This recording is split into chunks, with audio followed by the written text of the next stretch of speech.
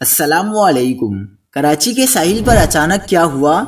लाखों की नायाब मछली माहीगीरों के हाथ लग गई। माहीगीर खुशी से निहाल, रातों रात अमीर बन गए।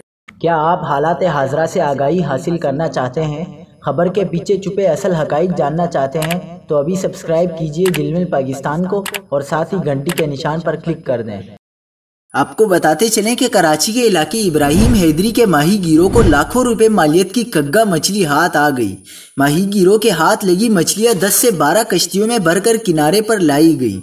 कोस्टल मीडिया सेंटर के मुताबिक 10 से 12 कश्तियों में मछलियां लाई गई हैं। एक कश्ती में 30 से 40 लाख रुपए मालियत की मछली है।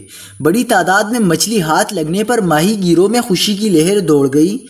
ख्याल रहे कि कग्गा मछली निहायत लजीज और नायाब किस्म की मछली है। ये मछली खाल खाल ही मिलती है। इब्राहिम हैदरी के माहीगीरों को लाखों की मछली मिलने के बाद वो खुशी से झूम उठे। माहीगीर रातों रात अमीर बन गए। मछली मिलने के बाद उन्होंने वीडियोस भी बनाई जो सोशल मीडिया पर वायरल हो गई हैं।